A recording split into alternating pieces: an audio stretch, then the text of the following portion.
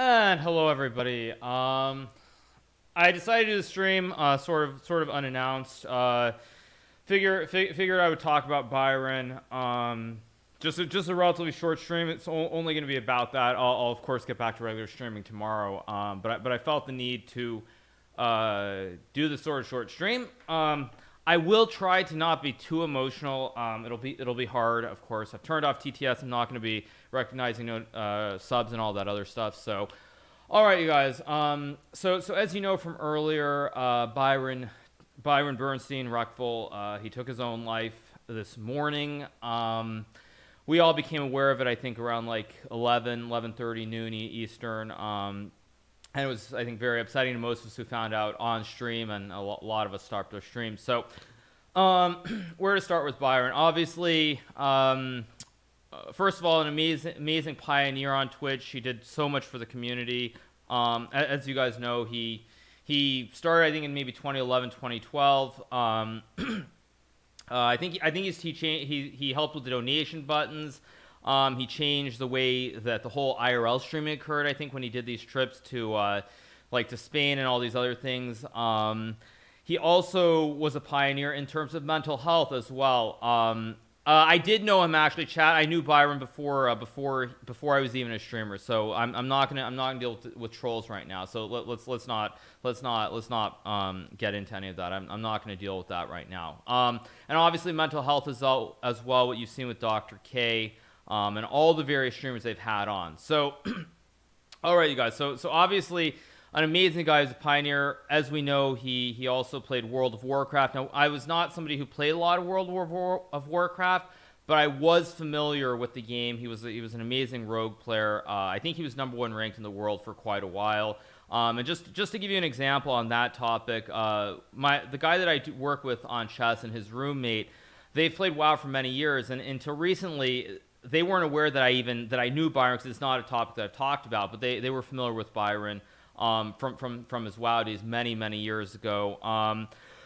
Byron obviously took those skills, he transferred them to other games. He played Hearthstone, and I think he was playing TFT a lot as well. And one story before I talk about just the personal stuff as well, is that I remember last year when I was in Africa, I was playing a tournament in Côte d'Ivoire, and the internet was not great. I already was a streamer by that point. But because I couldn't stream, I remember very vividly that during that event, I was watching Byron stream TFT almost every night during that event. And it's one of those things where, because I couldn't stream, I didn't really know what to do with myself. I was watching a stream, the way he was explaining it was truly remarkable. And I think one of the things that made Byron so great on Twitch is how relatable he was. He was somebody who shared all the difficulties that he had privately in a way that I think a lot of streamers, including myself, do not do. I'm just going to call him Byron. Of course, I can call him Reckful as well. But the way he shared his public struggles and all the things that he was trying to do were really just is something that I don't think many people do, because of course we're coming to you guys and we tend to put on our best face. We don't tend to share the personal difficulties that we're going through.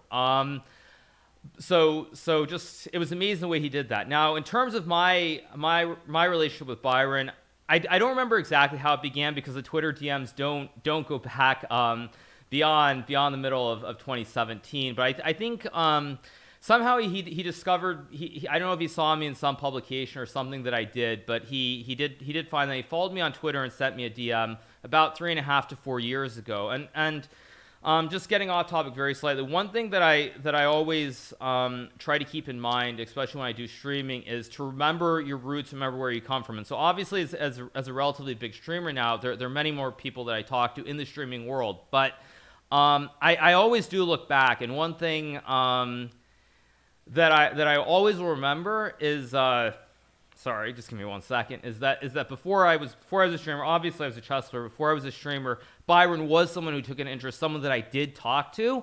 So it didn't really matter what my status was. And so if I go back just 2.5, 3 years, I think about all the conversations we had. We we talked a lot about finance. I'll never forget our endless debates about some stocks like Tesla or Twitter.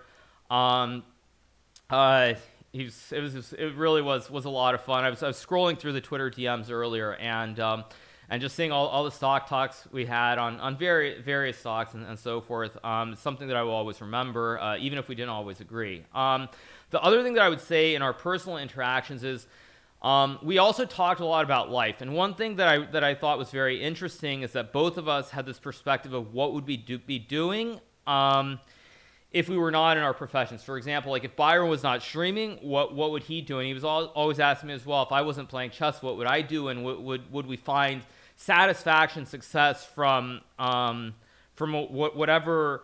whatever sort of other things in life we did. And we talked a lot on this topic. And I mean, I was telling him very frequently that I do things like play poker or just travel the world and all these things. I'm probably going to end up crying at some point. But mainly it was just, I had these conversations with him about everything. And also, one thing that really hits very hard is obviously I talk to other streamers now, but Byron was the guy that I talked to about everything regarding streaming. He was sort of my go-to guy. He was the guy that I'd ask, for example, if how would I stream chess and be successful, or if I was going to stream variety, and then more recently other things. For example, like another way that Byron I thought was pioneer on Twitch is that I think he was one of the first guys to actually, instead of using a webcam for a stream, he would use a camera. And I remember maybe 2.5 months or 3 months ago, I think it was, I asked him about this topic because I think I told my chat that it's something like 3,000 or 4,000 subscribers. I would upgrade all my tech, and I would also I'd try to improve the webcam as well. And so Byron was really the go-to guy he was the go-to guy for me when it came to anything related to Twitch. He was the guy that I would ask his advice on anything. So it obviously hits home very hard, and also another reason it hits home very hard is because beyond that, I think it was probably towards the end of 2019 or maybe it was early in 2020, right around the time of COVID, that the Byron actually asked me, he's like, when things kind of are getting back to normal and everything is good, do you want to go hit the tables up and play Pot Limit Omaha in Vegas? And I remember at the time, I thought I definitely wanted to do something like that. And I also asked him about doing IRL streams, somewhere like Japan or Australia. And of course, with what happened, none of it was possible. It was something that I really was looking forward to, and I was hoping I would be able to do with him, because even with me in the private DMs that we had on Twitter, Byron very frequently would mention how he was feeling depressed or how he was suffering because he was unable to travel, and so it's very difficult. Obviously, I think when you look back at it, we all kind of wish we could have done more. I know certainly for me, I was looking at the DMs. I remember it was like middle of May. And Byron was very encouraging in terms of my stream. He's like, "You're doing great. Keep up the good work." And I was asking him, like, "Are you going to stream? What are your plans?" And he told me that he was feeling kind of depressed. And so I actually didn't get back to him until a few weeks later. And it was related to PogChamps. It was something completely different. But on some level, I mean, I do feel bad because I kind of wish I had tried to do something or written something or tried to help him out in some way. And obviously, I think as far as all of us are concerned, realistically, there's probably nothing we could have done.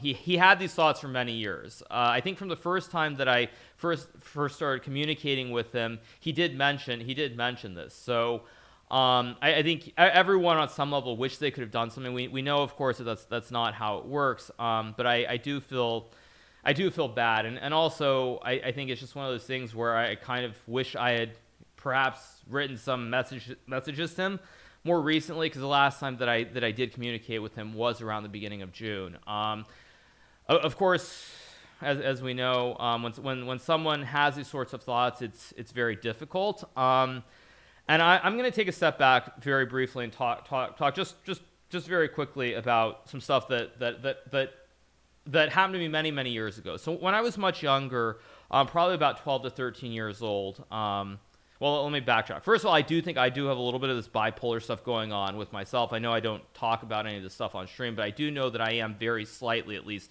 bipolar. So when I was 12 to 13, I actually did commit or I did consider taking my own life on multiple occasions. So I did consider this just because there was plenty of bullying in my life, and I felt, I mean, I was fat. I was someone who got bullied a lot in regards to chess specifically. And so I had these thoughts several times when I was much younger, and the way that I got over it was realizing the love and the support that I had around me, very specifically from my parents. So any time that I had these thoughts about taking my own life, what pulled me back was realizing the way that it would affect both my mother and my stepfather specifically, and that really pulled me back from ever having thoughts to where I was going to do it.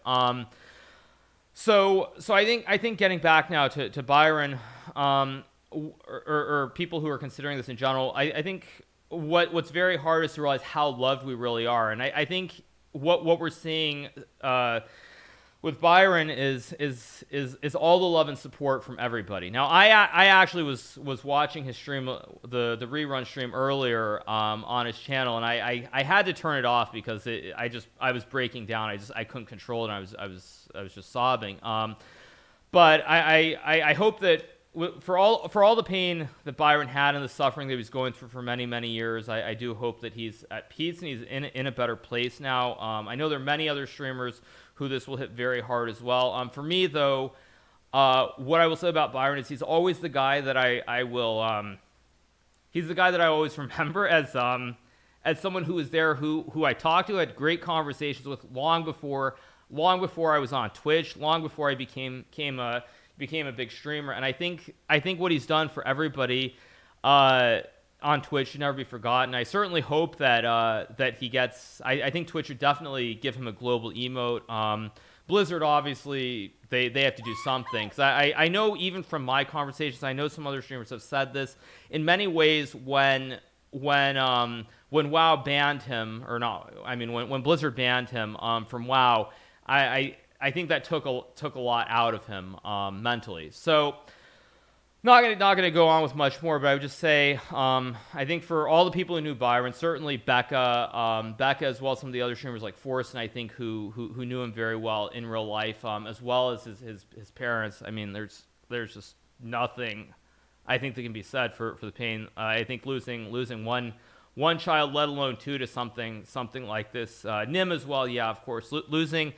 Losing one child, let alone two children to something like this is of course, I mean, just there are no words for it. And I think certainly all the love and support should go to his family, and all of those people. So again, I mean, Byron, just someone who just did so much in his short time on Earth. I think the number of people that he inspired on Twitch, his legacy will live on.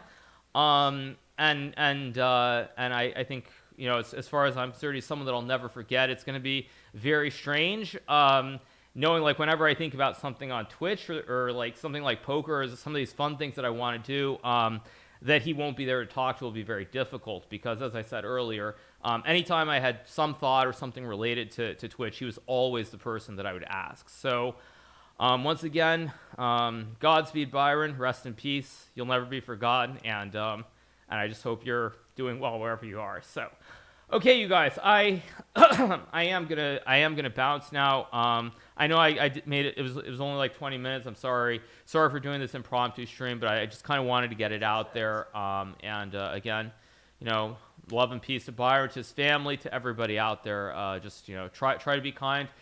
Make sure to tell people who are struggling with things like this to, I mean, there are things like the suicide hotline preventions, but more than that, just tell everybody that, I mean, tell these people that you love them, and just do your best. So, all right, you guys, I'm gonna go. So, I'll see you guys all tomorrow. Good night.